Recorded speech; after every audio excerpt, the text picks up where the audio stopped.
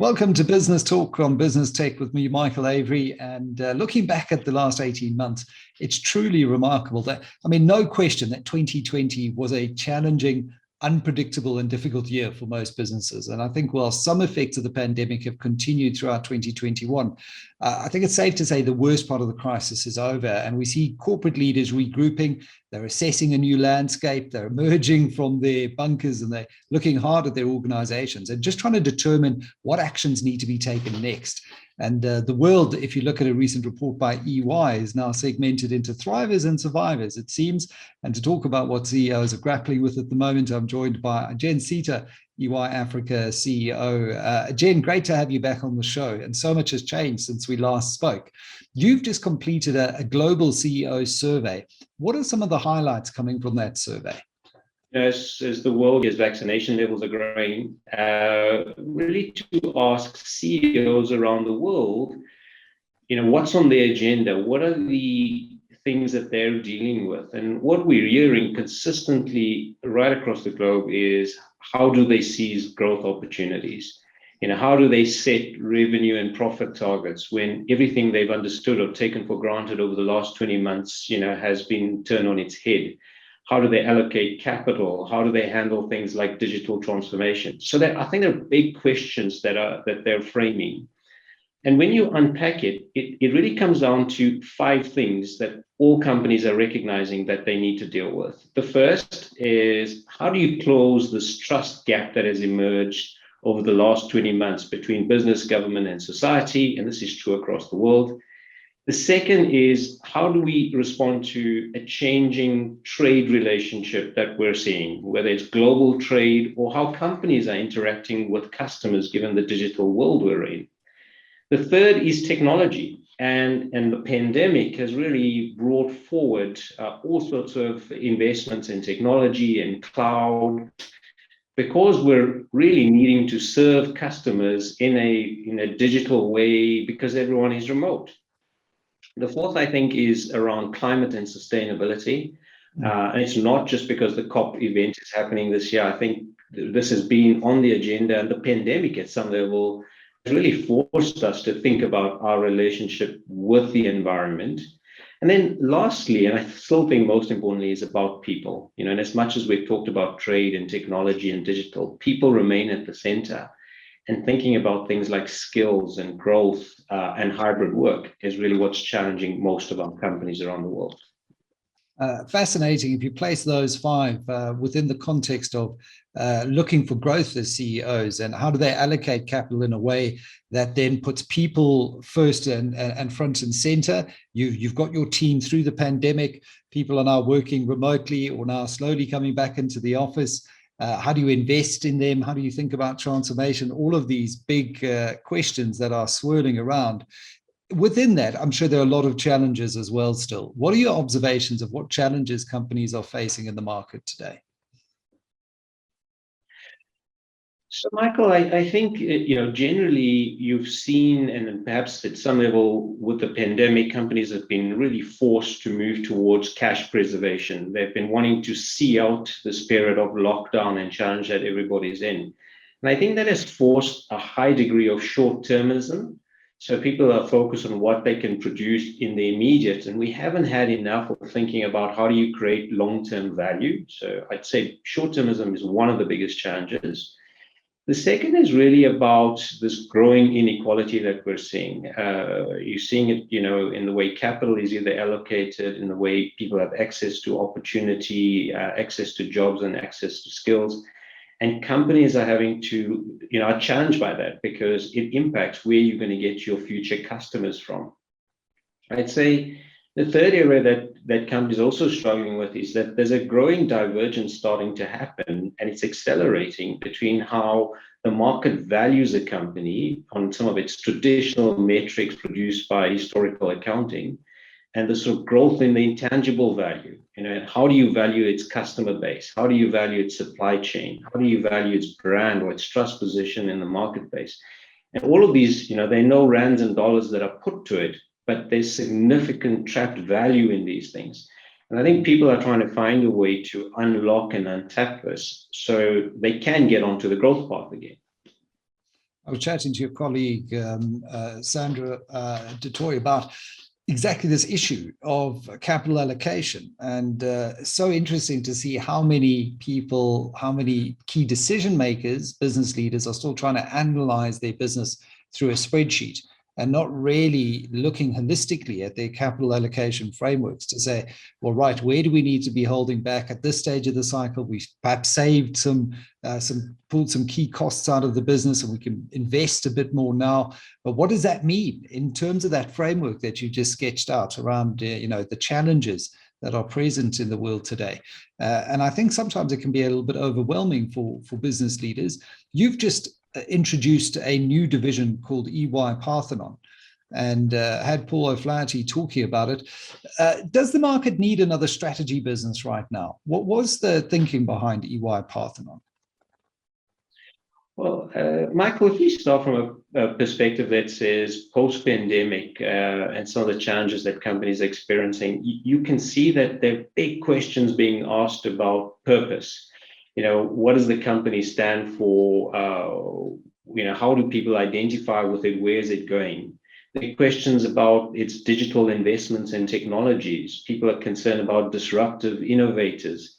We know that customer expectations are changing. So there's an incredible amount going on at the same time as companies are thinking about how to respond to the COVID challenge, how to deal with economic uncertainty and some of the technological changes.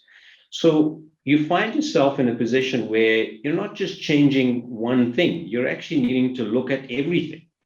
And so as we looked at it, it's clear that what companies need is somebody to help them navigate through this transformational change, because you're not just doing one thing, you're looking at the organization as a whole. And what EY Parthenon does is it really allows us to bring the power of 6,500 professionals, who operate in more than 50 countries today. It is today the 5th largest strategy consulting business in the world. So we're really excited to bring them to Africa, to have a presence and a headquarter here in South Africa, and then in Kenya and Nigeria as well, to really bring some of those global insights, that ability to take strategy right through to implementation, so we can deal with these scale projects at speed. And in our own way, play a role in transforming these businesses and transforming our economies, because we really need to do this at speed if we're going to compete in this global economy. Implementation is the key for me there, because great strategies can be thought of around the boardroom table. I think many of them fall down on implementation, on strategic execution. And that's why it's so important to have a partner with that global reach, especially when you're talking about a strategy that's fundamentally transforming the business. And you mentioned purpose earlier.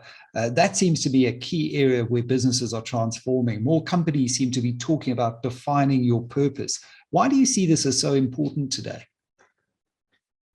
Yeah, Michael, I think, when you look at corporate strategy and you look at how businesses are really asking themselves those fundamental questions, that go to the core of who are we actually, it starts with understanding your purpose. And what purpose does, it really leads to an alignment of stakeholders. It gives direction to the company. It gives direction to its culture. It provides a framework for decision making. As an example, at EY, we've described our purpose as building a better working world for our people, our clients, and society. Now, what that does is it aligns the entire organization to think about what role are you playing? How are you making a difference? How is through our interaction, how have we left that company in a better place, and how are we improving society as a whole? And you've seen this happen across the market as well. If we look at the likes of a Standard Bank, who talk about their purpose of driving Africa's growth.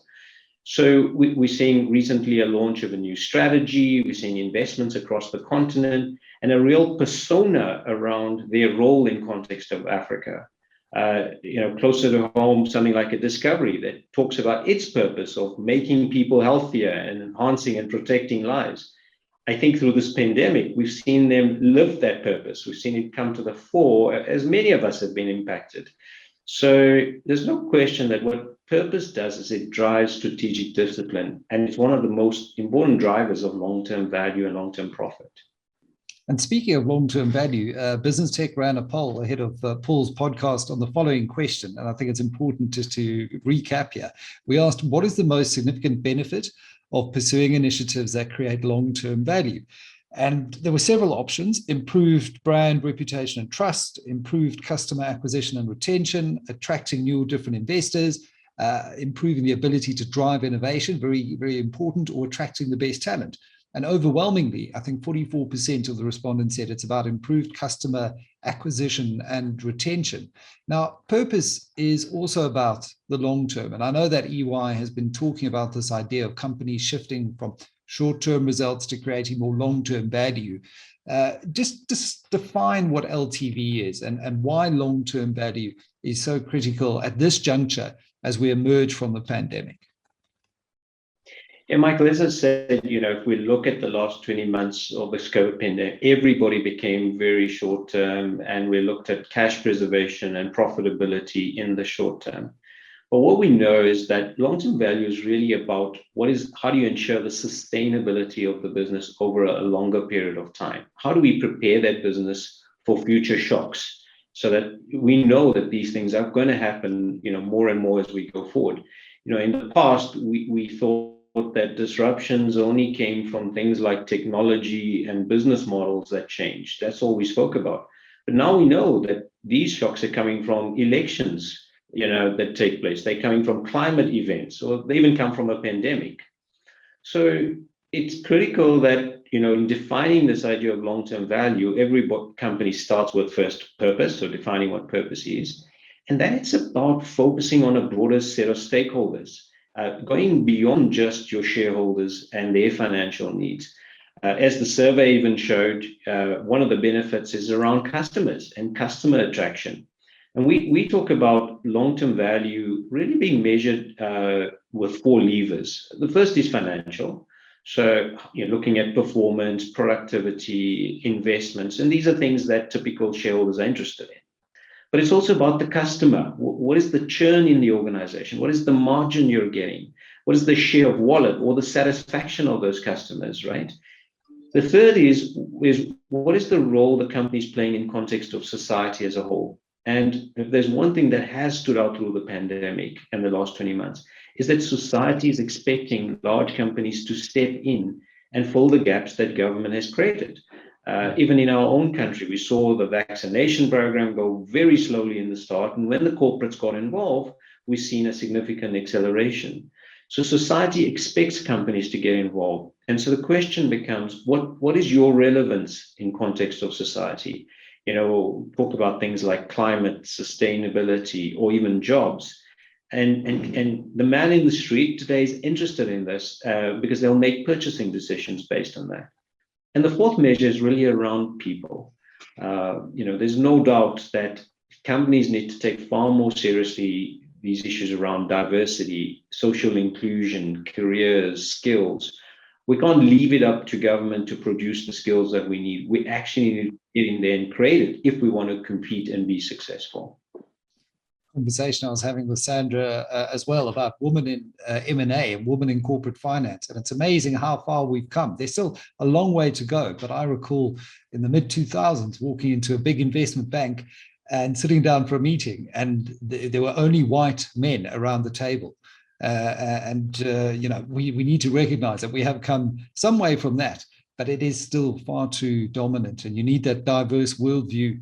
I think all the research shows that those are the companies that outperformed. Different eyes, different attitudes, different ways of looking at problems. Now, speaking of problems, we're soon going to be out of wave 3, thankfully. We've got unemployment figures that are just getting worse, it seems, with every single print. We've got economic growth that was slightly better with that recent Q2 number, but still sluggish at best. What do we need to do to get back to growth, to get South Africa thriving again, so that we can all actualize and actually reach our purpose and be a far more prosperous country? So, Michael, I think, many commentators will start and answer a question like that and talk about the macro issues, right? What government needs to do on policy, on jobs, on attracting investment, on skills, and a whole bunch of issues around governance and capture, etc. What I think I want to focus on, because that is well known, I want to focus on what I think companies can take on and do immediately themselves, where there's this gap where government's not doing much. And it comes back to those 5 things we learned in the survey. If I come to trust as the first thing, companies can play a fundamental role in solving some of society's problems. Again, the vaccine is a great example where we've all stepped in, running in-house programs, running the education campaigns that are missing in society. But these are critical for our own people and the growth of society, our future customers. So get involved in the trust agenda. The second is around trade. We got to think about how we navigate this new geopolitical turbulence and how global trade and supply chains are being reconfigured. Whether it's what's coming out of post-Brexit environment, or how the US and China resets itself, or the new Africa Free Trade Agreement. As corporates, we need to rethink our supply chains and how we participate and how we're interacting in the context of that, so that we're positioning our business to access the most markets. Third is around technology. We've got to accept that hybrid work is now going to be here to stay for a lot longer, and that there's a strong expectation from the entire ecosystem that you'll have a digital-first approach. So if you're not spending money on things like the cloud, on serving your customers in a different way, on digital supply chains, you're not going to survive going forward. The fourth is climate and sustainability. And I think, again, this is a space where we're seeing over the last 12 months, many of the largest companies are making statements about carbon neutral, carbon negative, net zero. And again, we're seeing the corporate world as starting to enter the space where governments might have fallen behind, whether it's also with new technologies like batteries, et cetera, that are powering cars. And then lastly, again, coming back to people, just how you engage with staff, customers, society. Corporates now start to take on these personas, this need to have empathy and this emotional intelligence around the stress that people have been experiencing around this last 24 months, and the role we can play to actually lift them out of it and put the economy on a growth path again. And it sounds to me like we're entering the age of partnerships into the future, with corporates partnering with governments to help fill some of those voids. We've seen it done, as you mentioned, very successfully through B4SA and other programs, and also partnering with their staff in a way that builds trust, to your earlier point, and really helps drive growth into the future. Ajen, always a great pleasure chatting to you. Fantastic research as always that Global CEO Survey makes for, I think, some absolutely must reading if you've got some time over the weekend and you're looking for what CEOs are grappling with at the moment. Sometimes it can be a pretty lonely job. Some great insights there from EY. Ajen, thanks for your time and look forward to catching up with you soon. Thank you so much, Michael.